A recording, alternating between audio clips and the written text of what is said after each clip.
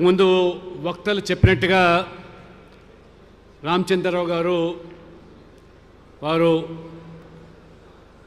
ఆర్ఎస్ఎస్లో శిక్షణ పొంది విద్యార్థి పరిషత్ నాయకునిగా విద్యార్థి సంఘ రాజకీయాల్లో ఉస్మాన్ యూనివర్సిటీలో వారు రాణిస్తూ భారతీయ జనతా పార్టీలో 40 సంవత్సరాలుగా వారు పనిచేస్తున్నటువంటి ఒక కార్యకర్త.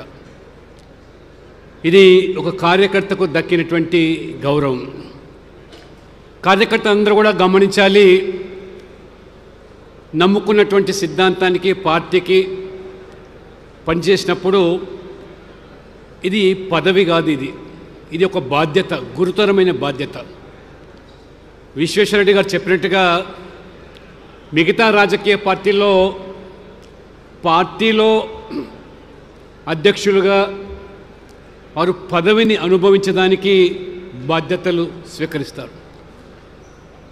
ఈరోజు బీజేపీలో మండల స్థాయి అధ్యక్షుడైనా బూత్ అధ్యక్షుడైనా అది బాధ్యతగా పనిచేయాల్సిన అవసరం ఉంటుంది. రామచంద్ర గారు గురించి చెప్పాలంటే చాలా విషయాలు చెప్పారు. ఒక్కటి మాత్రం స్పష్టంగా చెప్పదలుచుకోరు. వారు సీనియర్ మోస్ట్ అడ్వకేట్ లాయర్.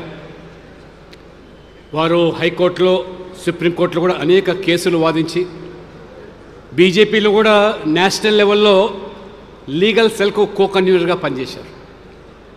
అయితే నాకున్నటువంటి అనుభవం వారికి అడ్వకేట్ ద్వారా నేను రెండోసారి ఎమ్మెల్యేగా పోటీ చేసి 200 ఓట్లతో ఓడిపోయినప్పుడు ఎలక్షన్ పిటిషన్ వేయాలని చెప్పి చాలామంది కోరినప్పుడు నేను రామచంద్రరావు గారు మనవారే కదా, హైకోర్టు సుప్రీంకోర్టు అడ్వకేట్ కదా అని చెప్పి వారికి ఎలక్షన్ పిటిషన్ కేసు ఇవ్వడం జరిగింది. చాలామంది ఆశ్చర్యపోయారు అడ్వకేట్స్. అరే రామచంద్రరావు క్రిమినల్ లాయరు, మీరు ఆయనకు ఈ civil petition at least criminal lawyer కానీ క్రిమినల్ కాదండి. కిషన్ రెడ్డి గారు క్రిమినల్ లాయర్. కాబట్టి వాస్తవంగా మంచి అడ్వకేటు, జాతీయ స్థాయిలో అనేక కేసులు కూడా వాదించి బండి సంజయ్ గారు చెప్పినట్టుగా నిజంగా వారు సంపాదించుకోవాలంటే వారి వృత్తిలో నేను ఇవాళ చూస్తుంటాను రాజ్యసభలో సీనియర్ మోస్ట్ అడ్వకేట్స్ అక్కడ హేమాయమీలు ఉదయమంతా కోర్టులో వారు వాదించి లక్షల రూపాయలు గడించి చివరి నిమిషంలో రాజ్యసభలో వచ్చి సంతకం పెట్టిపోతుంటారు. హేమాయమీలు అడ్వకేట్స్ ఉన్నారు అందులో రాజ్యసభలో. రోజుకు 50 లక్షలు సంపాదించేటువంటి వాళ్ళకు కోర్టు మీద వాళ్ళ వృత్తి మీద ఉన్నటువంటి సంపాదన మీద ఉన్నటువంటి ఒక ధ్యాస ఆ రాజ్యసభ సభ్యునిగా వారు తమ బాధ్యత నిర్వర్తించారు. అవన్నీ కూడా వదులుకొని దేశం కోసం, నమ్మిన సిద్ధాంతం కోసం వారు మరి భారతీయ జనతా పార్టీ ద్వారానే అది సిద్ధిస్తుందని చెప్పి భావించి మాతో దాదాపు 4 దశాబ్దాలుగా ప్రయాణం చేస్తున్నారు. అనేక ఒడిదుడుకులు ఎదుర్కొన్నప్పటికీ ఈరోజు పార్టీ విశ్వేశ్వరరెడ్డి చెప్పారు, ఇది నిరంతరం ఒక సంస్థాగత ప్రక్రియలో భాగంగా ఈరోజు ఎన్నికలు జరుగుతూ ఉన్నాయి.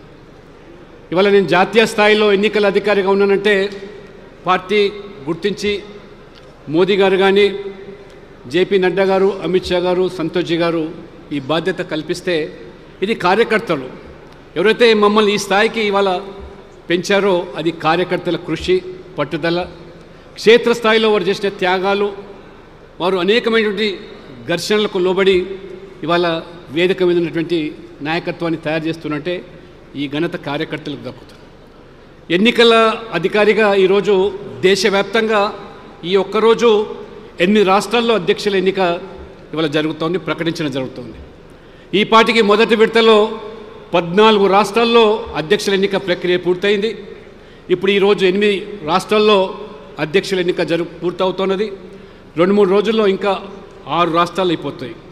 ఇంకా మిగిలింది ఉత్తరప్రదేశ్, కర్ణాటక, గుజరాత్ లాంటి రాష్ట్రాలు పూర్తయిన తర్వాత జాతీయ అధ్యక్షుల ఎన్నిక ప్రక్రియ 3వ విడత తర్వాత జరిగే అవకాశాలు ఉన్నాయి. ఒకసారి ఆలోచన చేయండి, ప్రపంచంలోని అతిపెద్ద రాజకీయ పార్టీగా కొనసాగుతున్న పార్టీ ఇవాళ భారతీయ జనతా పార్టీ.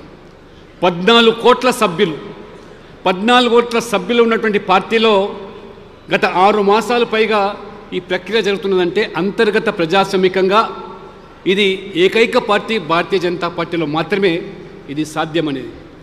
దాదాపు దేశవ్యాప్తంగా 10 లక్షల పైగా పోలింగ్ బూతుల్లో 7 లక్షల పోలింగ్ బూతులు కమిటీలు పూర్తయిపోయినాయి.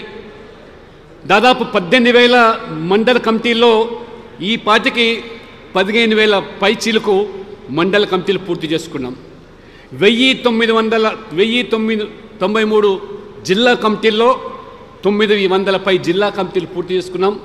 సంస్థాగతంగా 37 రాష్ట్రాల్లో మరి ఈ రోజుకు దాదాపు 26 రాష్ట్రాల్లో ఎన్నికలు పూర్తి చేసుకున్నాం. ఆ తర్వాత మరి జాతీయ ఎన్నిక జరుగుతుంది. నిజంగా వాస్తవంగా కార్యకర్తల మనోభావాలకు అనుగుణంగా కింది స్థాయి నుంచి పోలింగ్ బూత్ స్థాయి నుంచి ఎన్నికల ప్రక్రియ అదొక బీజేపీలో మాత్రమే సాధ్యమని ఇవన్నీ కూడా ప్రజలు గమనిస్తూ ఉన్నారు. వారు చెప్పినట్టుగా మరి మిగతా పార్టీలో ప్రతి 3 సంవత్సరాలకు క్రమం తప్పకుండా ఎన్నికలు జరిగే అవకాశాలు లేవు, సభ్యత్వం చేసేటువంటి అవకాశాలు కూడా లేవు. ఇవాళ బీజేపీలో 14 కోట్ల మంది సభ్యులుగా చేరినారంటే ఎటువంటి వాళ్ళకు తాయిలాలు లేవు, రాయితీలు లేవు, బీమా పథకాలు లేవు. కేవలం సిద్ధాంతము బీజేపీ దేశం కోసం పనిచేస్తుంది అనేటువంటి ఆలోచనతో స్వచ్ఛందంగా 14 కోట్ల మంది సభ్యులైనారు. అనేక పార్టీలు చూస్తూ ఉంటాం మనం. మా పార్టీలో సభ్యులైతే మీకు జీవిత బీమా ఇస్తామని, ఆరోగ్య బీమా ఇస్తామని రకరకాలైనటువంటి తాయిలాలు ప్రకటిస్తారు. కానీ ఎటువంటి తాయిలాలకు లోబడకుండా ఈ దేశం కోసం పనిచేసేటువంటి వాళ్ళు 14 కోట్ల మంది సైనికులుగా ఉన్నారంటే ఇది ఆ ఘనత అనేది భారతీయ జనతా పార్టీకి దక్కుతుంది. సుశిక్షులైనటువంటి కార్యకర్తలతో కూడుకున్న పార్టీ కాబట్టి ఇవాళ ఈ రాష్ట్రంలో రామచంద్రరావు గారి నాయకత్వంలో ఏ రకంగా రాష్ట్ర రాజకీయాల్లో ప్రజలు మార్పు కోరుకుంటున్నారు.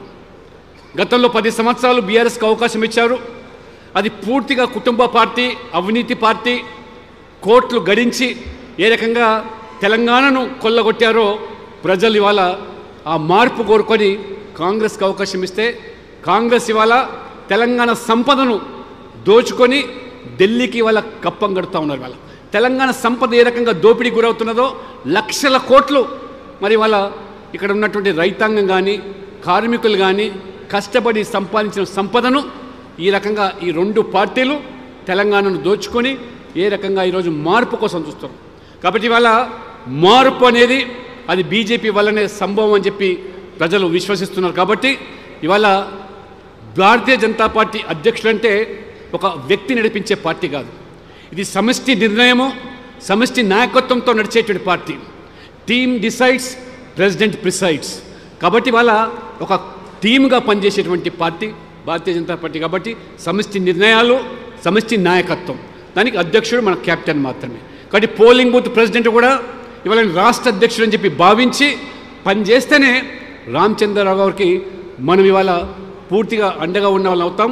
ప్రజలు ఏదైతే తెలంగాణలో ఆకాంక్షిస్తున్నారో, ఆలోచన చేస్తున్నారో, కాంగ్రెస్ పార్టీ నుంచి విముక్తి పొందుతున్నారో, బీజేపీ మాత్రమే ప్రత్యేకమని భావిస్తున్నారో వాళ్ళందరికీ కూడా ఆ మార్పు నరేంద్ర మోడీ నాయకత్వంలో 11 సంవత్సరాలుగా అవినీతి రహిత పాలన, కుటుంబ రహిత పాలన, అదే రకంగా ఇవాళ అపీజ్మెంట్ పాలిటిక్స్కి ఏవైతున్నాయో అతీతంగా పనిచేసేటువంటి పాలన మోదీ నాయకత్వంలో తెలంగాణలో కూడా డబుల్ ఇంజన్ సర్కార్ రావాలి, అవినీతి రహిత పాలన కావాలి, కుటుంబ రహిత పాలన కూడా కోరుకుంటున్నారు. కాబట్టి అది బీజేపీకి సాధ్యమని విశ్వసిస్తున్నారు. కాబట్టి దయచేసి ఆ కోణంలో మనందరం కూడా సమన్వయంతో కలిసి పనిచేద్దాం.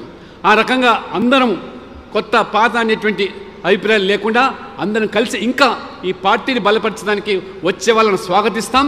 ఆ రకంగా పార్టీని మన సిద్ధాంతాలతో, మన విధానాలతో మోదీ నాయకత్వాన్ని కోరుకునేటువంటి ఈ రాష్ట్రంలో అందరిని కూడా కలుపుకొని ఖచ్చితంగా తెలంగాణ ప్రజల ఆకాంక్ష భారతీయ జనతా పార్టీ కాషాయ జెండా తెలంగాణలో రెపరెపలాలని కోరుకుంటున్నారు. కాబట్టి అది రామచంద్రరావు గారి నాయకత్వంలో అందరం కలిసి పనిచేద్దామని కోరుకుంటూ మరొకసారి వారికి హృదయపూర్వకమైన శుభాకాంక్షలు.